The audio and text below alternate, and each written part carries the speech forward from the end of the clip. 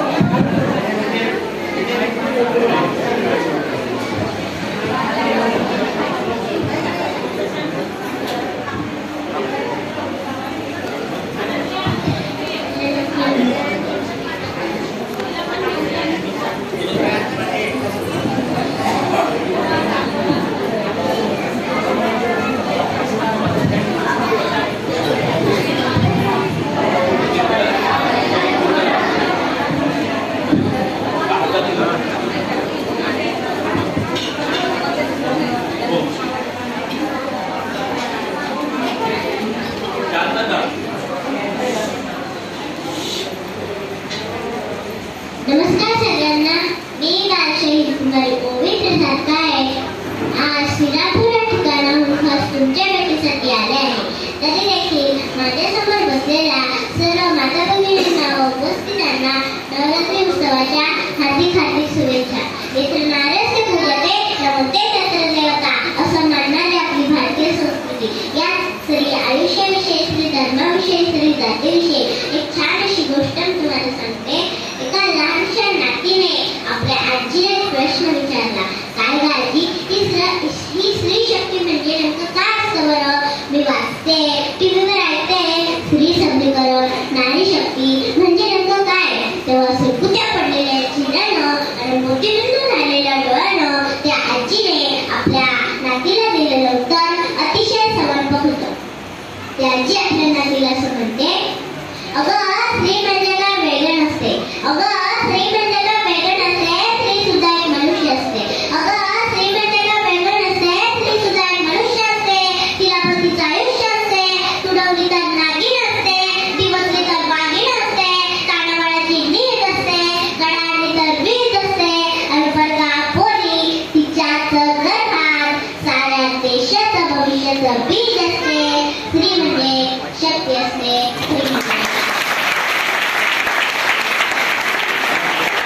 नवरात्र म्हणलं की आपल्याला गरबा, दांडिया, सजवलेले मंडप, देवीची आरास हे सर्व आठवतं ना.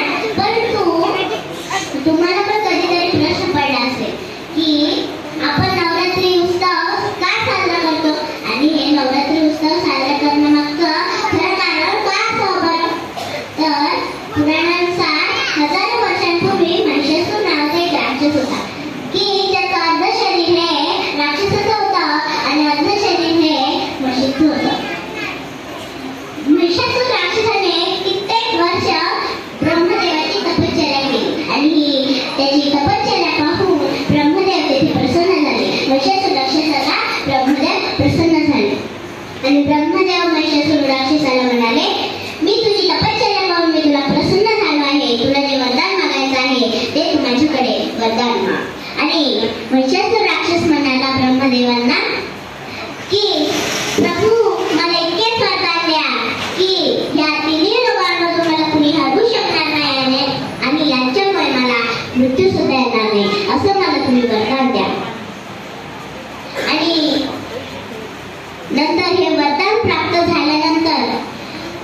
राक्षस फार घमंडी झाला. त्याला गर्व झाला आपल्या शक्तीचा आणि ब्रह्मदेवांना माहितच होतं की हा राक्षस महापापी आहे आणि या राक्षसाचं हा राक्षस महापापी आहे हे ब्रह्मदेवांना माहित होतं आणि अखंड सृष्टीची रचना आहे ती ब्रह्मदेवाने केली होती. आणि हे वरदान नंतर प्राप्त झाल्यावर महिषासुर राक्षस फार घमंडी झाला. त्याला गर्व झाला आपल्या ताकदीचा आणि त्याने पृथ्वीवरील सर्व देवांच्या बरोबर युद्ध केले. देवांना मारू लागला महिषासुर राक्षस आणि पृथ्वी पाताळ सोडवत त्याने हाकार मारायला सुरुवात केली. आणि नंतर हे सर्व पाहून हे सर्व युद्ध पाहून सर्व देव भगवान शिवशंकरांच्याकडे गेले आणि भगवान शिवशंकरांना म्हणाले, प्रभू ही सृष्टी वाचवा तुम्ही. देवतांचं राज्य केलं, महिषासूर राजा बनलाय, याचं तुम्ही काहीतरी करा. आणि हे संस्कार महिषासूर राक्षसाला ते मारायचं ठरवत होते आणि ब्रह्मा विष्णू आणि महेश या तिन्ही देवांच्या ताकदीनं त्यांना एक स्त्री शक्ती तयार करायची होती. आणि त्यांनी विचार केला आणि म्हणाले की आपल्या या तिन्ही देवांमधून ब्रह्मा विष्णू आणि महेश या तिन्ही देवांमधून एक शक्ती निर्माण करावी लागल, एक आदिशक्ती निर्माण करावी लागल.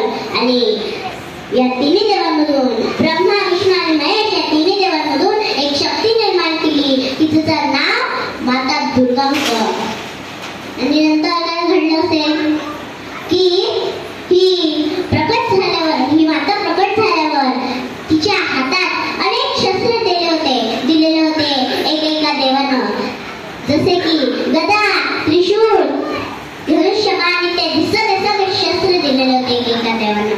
आणि ती माता प्रकट झाल्यानंतर ती महिषासुराच्या नगरीमध्ये ती माता गेली आणि ती माता त्या महिषासुराला म्हणाली की हे महिषासुरा तू बाहेर आहे. आणि हे समजतात तो महिषासूर पण तेवढ्याच ताकदीने त्या ठिकाणी आला आणि त्याची सदा विवेक बुद्धी केलेली होती. आणि तो तिथे आल्यावर महिषासूर राक्षस तिथे आल्यावर मातेला काय म्हणतोय बघा की तू माझ्या बरोबर लग्न कर. तर माता म्हणाली, मी तुझ्या बरोबर लग्न करायला तयार आहे, परंतु तुम्हाला युद्धामध्ये हरवलं तर मी तुझ्या बरोबर लग्न करेल, लक्षात ठेव महिषासुरा. आणि नंतर युद्ध सुरू झाले. हे महायुद्ध सलग 9 दिवस 9 रात्र सुरू होते. हे अखंड लढा देत होती आपली माता दुर्गा. आणि अखेर 10व्या दिवशी त्या महिषासूर राक्षसाचा मातेने संहार केला आणि त्या राक्षसावर मातेने विजय मिळवला. यालाच आपण विजयादशमी किंवा दसरा असे म्हणतो. आणि याच श्री शक्तीचा आपण 9 दिवस 9 रात्री पूजन करत असतो. आणि तुम्हाला माहितीच असेल मी बादशाही आहे म्हणून शाही पोवाडे गातात. म्हणूनच मी तुमच्या समोर एक पोवाड्याची एक सुंदर छत्रपती शिवाजी महाराजांची पोवाड्याची एक सुंदर अशी झलक गाऊन दाखवते. जाधवांची लेखती भोसलेंची सून होऊन आली, जाधवांची लेखती भोसलेंची सून होऊन आली. आणि शहाजी राजांचा संसार सोन्यापरी उजवून गेली, आणि शहाजी राजांचा संसार सोन्यापरी उजवून गेली. वाघिणीचं काळीज तिचं वाघतीच्या पोटी, वाघिणीचं काळीज तिचं वाघतीच्या पोटी. स्वराज्याचा ध्यास म्हणी जगदंब जगदंब तिच्या ओटी, स्वराज्याचा ध्यास म्हणी जगदंब जगदंब तिच्या ओटी. हिंदवी स्वराज्याचा ताकदपणा जागवणारा पहिला मराठी महामानव श्रीमान शहाजीराजे भोसले. भूतकाळाच्या चाकाला पाय ठेवून वर्तमान काळाला उलटा टाकून भविष्य घडवायला शिकवणारे राजे श्रीमान छत्रपती शिवाजीराजे भोसले, ज्याचं नाव घेतलं की प्रत्येक तरुणाची छाती रुंदावते. अशा तलवारीच्या पाठीवर मरण तोलून धरणारा, गनिमांना शरण न जाणारा मराठा राजपुत्र श्रीमान संभाजीराजे भोसले. जगाला शांतीची नाही तर क्रांतीची गरज आहे, जगाला शांतीची नाही तर क्रांतीची गरज आहे हे समजून देणारे और हिंदूच्या स्वातंत्र्याचा इतिहास आपले जिवंत आणि जिवंत रक्ताने लिहिणारे चंद्रशेखर राजगुरू भगत सिंग. गुलामाला गुलामीची जाणीव करून द्या, गुलामाला गुलामीची जाणीव करून द्या, तो बंद करून उठो, असा संदेश समाजाला देणारे भारतरत्न डॉक्टर बाबासाहेब आंबेडकर, क्रांतीज्योती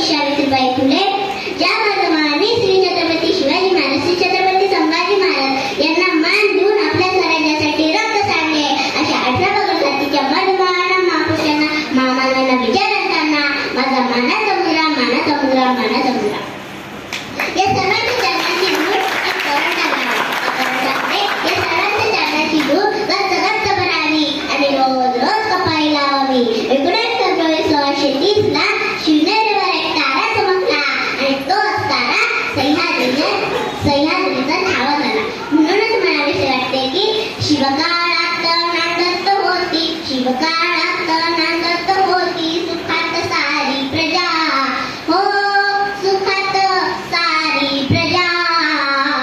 म्हणून म्हणती शिवाजी माझा जाणता राजा, म्हणून म्हणती शिवाजी माझा जाणता राजा. ओम नमो श्री जगदंबे, ओम नमो श्री जगदंबे, नमन तुझ अंबे करुण प्रारंभे.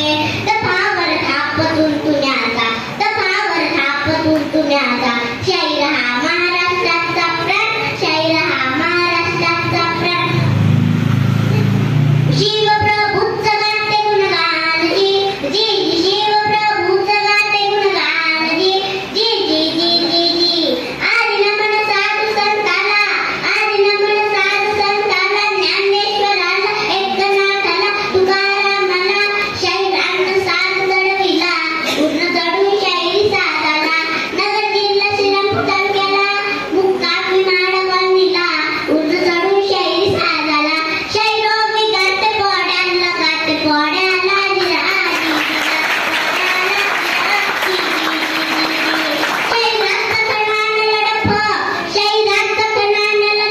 उडाली झोप जाण कर काप. मर्दनो आळस जरा सोडा, मर्दनो आळस जरा सोडा. रण मैदानी उडवा घोडा, रण मैदानी उडवा घोडा.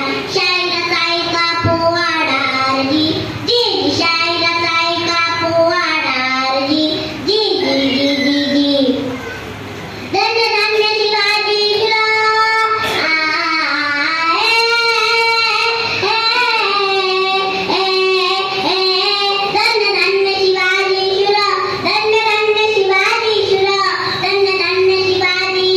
पराक्रमी थोर केले तर पाजुनी पाणी दुष्ट मुघलात, पाजुनी पाणी दुष्ट मुघलात. घडविला स्वराज्याचा इतिहास, कीर्तीचा डंका भिडे गगनास जी, जी जी कीर्तीचा डंका भिडे गगनास जी, जी जी जी जी जी. आज नमन करीतो भगवती, आज नमन करीतो भगवती. माया सरस्वती द्यावी मधुमती. वंदुनी आज तुझ्या चरणात, वंदुनी आज तुझ्या चरणात.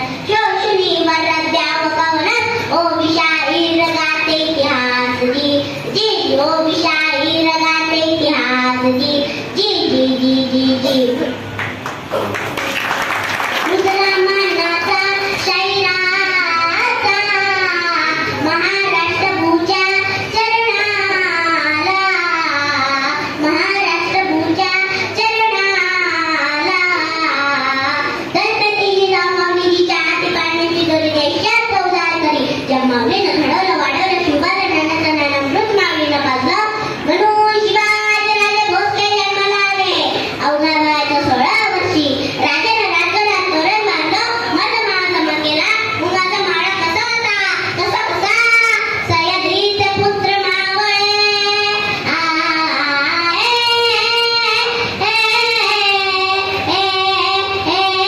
सह्याद्रीचे पुत्र मावळे. जई कोवळे रंग सावळे. वाहती प्राण शुभ खातर, वाहती प्राण शुभ खातर. 16 वर्षाचा होता बहादर, असा शूर छत्रपती हलदार जी, जी जी. असा शूर छत्रपती हलदार जी, जी जी जी जी जी. आणि अशा माझ्या राजाला पकडण्यासाठी खानदपकार मांडलेला पैजेचा विडा उचलला आणि गर्जना केली. हा हा हा हा हा. मैं रहूंगा शिवाजी को जिंदा है मुर्दा, जिंदा है मुर्दा. आणि तो खान निघाला. मदत करत खान तुळजापुरात आला. आणि त्या तुळजापुरात आल्यावर त्या भवानी मातेचा संपर्क वाजायला लागला. खानानं तुळजापूर सोडलं. खान पंढरपुरात आला. खानानं पंढरपूर सोडलं. खानाच्या डोक्यात एक विचार चालला होता की आपण शिवाजीला धरणार कधी.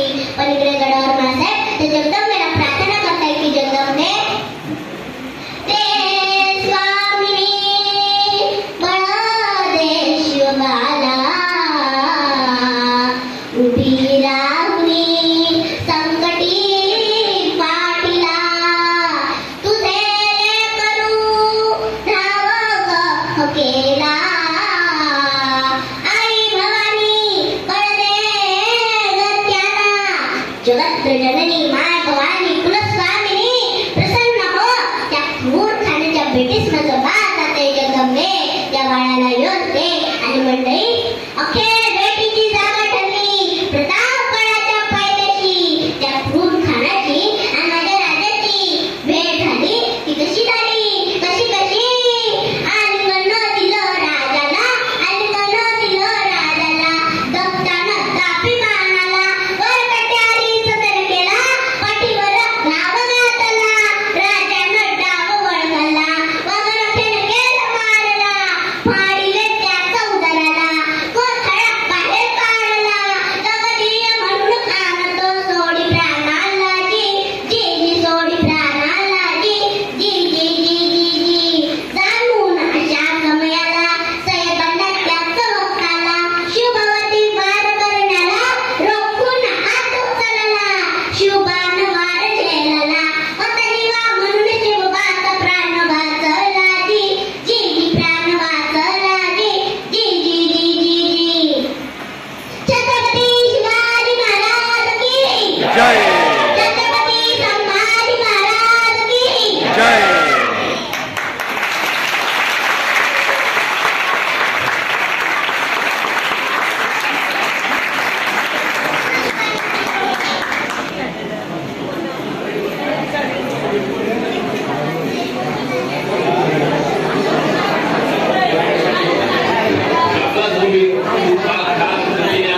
शिवाजी महाराजांचा आणि आणि कालिका मातेची जी स्तुती गायली त्याबद्दल तुला फार फार धन्यवाद. दत्तराज गोळवकर यांनी उभी काळे या पुढे या तुम्ही या पुढे झाला.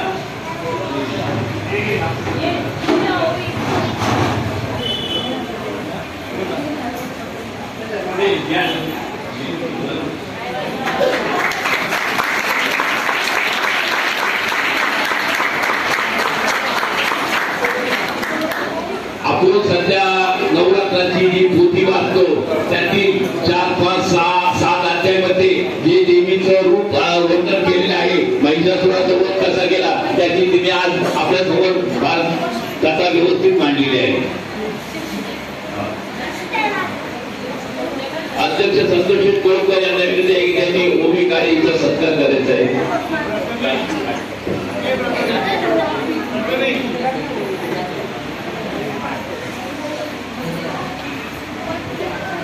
संगमनेर कासार समाजाच्या वतीने कुमारी मोहित प्रसाद काळे समाज भूषण हा पुरस्कार देऊन तिचा सन्मान करण्यात येत आहे.